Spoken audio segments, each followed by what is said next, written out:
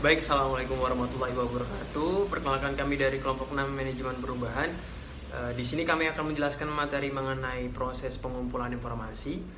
Sebelum masuk ke materi, saya akan memperkenalkan diri saya dan rekan-rekan saya. Karena di sini saya tidak akan menjelaskan materi sendiri. Untuk yang pertama, saya sendiri, Lukito Oki Hermawan. Lalu ada rekan saya yang pertama, Mas Rengga Wijaya Dewatama. Lalu ada Mbak Nuri Kaulandari. Lalu yang terakhir ada Mbak Arina Fawiza. Tujuan dibuatnya video ini yaitu untuk memenuhi ujian tengah semester mata kuliah Manajemen Perubahan dosen pengampu Pak Muhammad Asyar. Salam dan bahagia, kami dari kelompok 6 akan menyampaikan materi mengenai manajemen perubahan tentang proses pengumpulan data atau informasi. Di sini, dalam proses pengumpulan informasi terdapat dua jenis. Yang pertama adalah data primer dan yang kedua adalah data sekunder.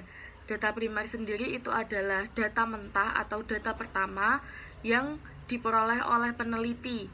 Kemudian yang kedua adalah data sekunder, adalah data yang sudah ada kemudian dipilih atau dikumpulkan oleh seorang peneliti untuk memenuhi atau melengkapi penelitiannya. Untuk selanjutnya kita masuk pada pengumpulan data primer. Di sini pengumpulan data primer tadi yaitu data pertama atau data mentah yang dapat dikumpulkan melalui eksperimen pada penelitian eksperimental. Namun jika saja kita melakukan penelitian deskriptif, maka survei diperlukan untuk mengumpulkan data primer ini. Di dalam data primer terdapat eksperimen dan survei. Nah, di sini ada perbedaan antara eksperimen dengan survei. Jika eksperimen itu adalah sebuah mengacu pada investigasi di mana faktor atau variabel yang diuji terisolasi serta dimodifikasi agar efeknya dapat diukur. Jika survei itu mengacu pada metode pengamanan informasi mengenai fenomena yang diteliti dari seluruh populasi atau sampel yang mewakili melalui pengamatan tersebut. Kemudian di dalam pengumpulan data primer terdapat 3 metode. Yang pertama yaitu metode observasi, yang kedua yaitu metode wawancara, dan yang ketiga adalah melalui kuesioner. Masuk ke dalam metode yang pertama yaitu metode observasi. Di sini menjadi alat ilmiah atau metode pengumpulan data untuk peneliti ketika melayani tujuan penelitian yang dirumuskan dan direncanakan secara sistematis, dicatat dan menjalani pemeriksaan kontrol pada validitas dan reliabilitasnya. Nah, di dalam metode observasi ini tentunya terdapat keuntungan dan kerugiannya.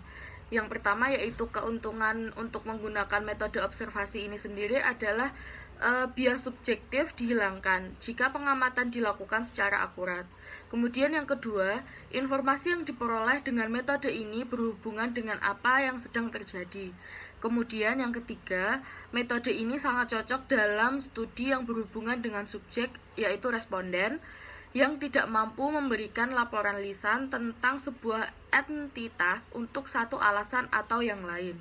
Kemudian yang kedua mengenai kelemahan metode observasi ini sendiri yaitu yang pertama membutuhkan biaya yang cukup, mahal. Kemudian yang kedua informasi yang diberikan oleh metode ini sangat terbatas. Kemudian yang ketiga, faktor yang tak terduga kadang-kadang dapat mengganggu tugas observasi. Kemudian yang terakhir, faktor bahwa beberapa orang jarang diakses pengamatan langsung menciptakan kendala bagi metode ini untuk mengumpulkan data secara efektif. Selanjutnya adalah metode wawancara. Metode wawancara pengumpulan data melibatkan penyajian stimulus, verbal dan jawaban dalam tanggapan lisan. Metode ini dapat digunakan melalui wawancara pribadi dan jika mungkin melalui wawancara telepon.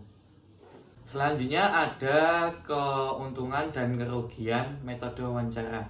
Yang pertama yang saya akan bahas adalah keuntungan metode wawancara. Yang pertama, informasi lebih lanjut dan itu juga secara lebih mendalam dapat diperoleh atau sangat mudah diperoleh. Yang kedua adalah pewawancara dengan keterampilannya sendiri dapat melenyapkan resistensi dari responden. Metode wawancara dapat dibuat untuk menghasilkan sampel hampir semua sempurna pada populasi umum. Dan yang ketiga, ada fleksibilitas yang lebih besar. Dengan metode ini sebagai kesempatan untuk merestrukturasi pertanyaan selalu ada, khususnya dalam kasus wawancara terstruktur. Dan yang selanjutnya ada kelemahan pada metode wawancara. Yang pertama tetap ada kemungkinan bias pewawancara serta bahwa responden. Dan yang kedua, beberapa jenis responden seperti pejabat penting atau eksekutif atau orang-orang dalam kelompok berpenghasilan tinggi mungkin tidak mudah didekati dengan metode ini. Dan yang terakhir, metode ini merupakan sebuah metode yang relatif memakan waktu, khususnya bila sampel besar dan pemanggilan kembali pada responden yang diperlukan. Selanjutnya ada pengumpulan data melalui kuesioner. Dalam metode ini, kuesioner dikirim kepada orang yang bersangkutan dengan permintaan untuk menjawab pertanyaan dan mengembalikan kuesioner. Kuesioner sendiri terdiri dari sejumlah pertanyaan dicetak atau diketik dalam urutan tertentu pada suatu bentuk atau setengah formulir. Slide selanjutnya mengenai keuntungan dan kerugian metode kuesioner. Yang pertama adalah keuntungan metode dan dari kuesioner sendiri, yaitu pertama biaya rendah. Yang kedua ada bebas dari bias pewawancara. Dan yang ketiga ada responden memiliki waktu yang cukup untuk memikirkan jawaban. Yang selanjutnya, yang keempat, responden yang tidak mudah didekati juga bisa dicapai dengan mudah. Dan yang terakhir, ada sampel yang besar dapat dimanfaatkan sehingga hasilnya dapat lebih diandalkan. Selanjutnya, ada kelemahan dari metode kuesioner sendiri. Yang pertama ada tingkat pengembalian yang rendah. Yang kedua, kuesioner tepat digunakan pada responden yang berpendidikan dan bekerja sama. Yang ketiga, kaku karena sulitnya mengubah metode pendekatan ketika kuesioner telah dikirim. Dan yang terakhir, ada metode ini mungkin yang paling lambat dari semua metode. Assalamualaikum warahmatullahi wabarakatuh. Perkenalkan, nama saya Nurika Wulandari, NIM 2018 008435. Di sini saya akan menjelaskan materi tentang aspek utama dalam kuesioner. Jika peneliti mengambil metode pengumpulan data menggunakan kuesioner, maka kuesioner adalah menjadi jantung pengumpulan data peneliti tersebut. Maka dalam menentukan atau membuat kuesioner, kita harus sangat berhati-hati agar data yang dikumpulkan sesuai dengan yang diinginkan. Ada 3 aspek utama dalam kuesioner. Yang pertama yaitu bentuk umum. Di sini bentuk umum yaitu mencakup dari variabel-variabel yang akan dikumpulkan datanya. Yang kedua yaitu urutan pertanyaan. Nah, di sini agar responden mengerti pertanyaan dan paham pertanyaan yang diajukan oleh peneliti, maka peneliti dalam menentukan pertanyaan itu harus urut. Jika peneliti sedang menanya variabel A, maka diselesaikan dulu pertanyaan-pertanyaan terkait dengan variabel A tersebut dan dilanjut seterusnya. Dan yang ketiga yaitu formasi kata-kata. Di sini yang dimaksud adalah dalam penyusunan pertanyaan kita harus atau peneliti harus menentukan kata-kata yang mudah dan jelas untuk dipahami oleh responden agar pertanyaan tersebut sampai dengan jelas apa yang dimaksud peneliti itu sampai dengan jelas diterima oleh responden tersebut. Yang selanjutnya yaitu tentang pengumpulan data sekunder. Di sini jika peneliti ingin menggunakan data sekunder, maka peneliti harus mengkaji lebih dalam sumber-sumber yang akan digunakan dalam pengumpulan data. Nah, di sini juga peneliti akan disajikan oleh berbagai masalah yang akan muncul dalam proses pengumpulan data asli. Di sini ada karakteristik penting dalam menentukan data sekunder. Yang pertama yaitu keandalan data.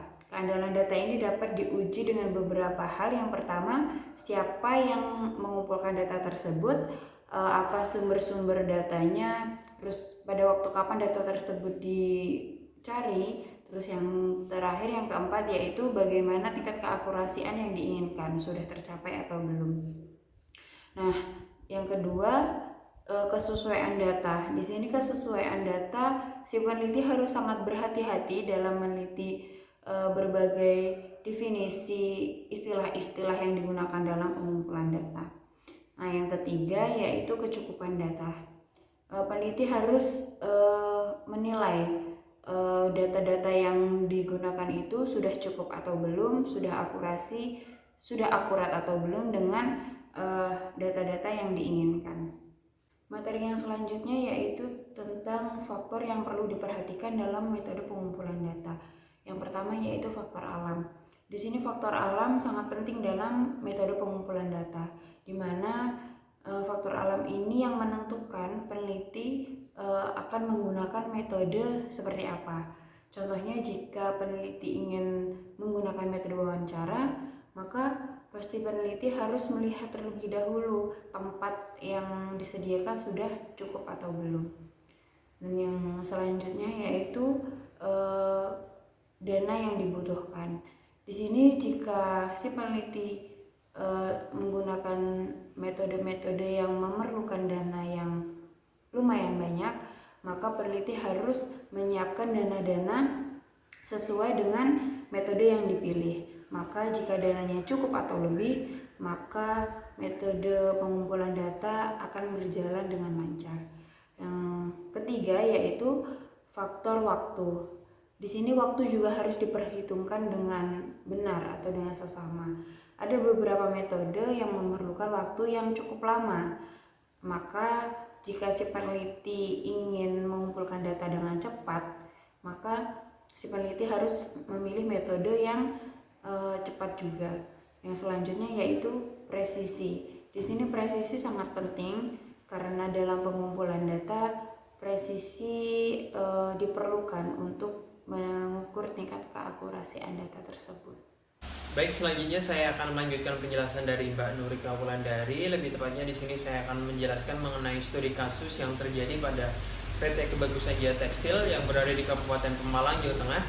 Untuk pabriknya sendiri bergerak pada bidang konveksi atau tekstil, di mana di sini mengalami konflik mengenai kesalahan dalam proses penyampaian informasi atau miscommunication antara perusahaan dan karyawan. Adanya kebijakan dalam perubahan mengenai penghitungan gaji atau upah untuk karyawan, namun untuk pihak perusahaan sendiri tidak memberitahuan langsung pada karyawan, sehingga karyawan di sini merasa diperlakukan tidak adil oleh perusahaan, di mana tindakan tadi yang dilakukan oleh perusahaan berujung pada PHK besar-besaran yang dilakukan oleh karyawan. Kedua belah pihak harus mengenali lebih dahulu konflik apa yang sedang terjadi, sehingga bisa menentukan sikap yang harus diambil oleh kedua belah pihak untuk mengidentifikasi penyebab masalah konflik tersebut, lalu mencari jalan keluarnya. Selanjutnya, untuk kesimpulannya dari saya, mungkin untuk kedepannya untuk perusahaan harus lebih transparan lagi terhadap kebijakan yang dibuat, apalagi itu terkait penghitungan gaji atau upah karyawan. Selanjutnya, perusahaan juga harus lebih banyak memberikan informasi terkait keadaan yang sedang terjadi di perusahaan agar karyawan juga mengerti kondisi yang sedang dialami oleh perusahaan. Lalu harus adanya komunikasi antara pimpinan dan karyawan yang akan membuat karyawan merasa dihargai oleh perusahaan.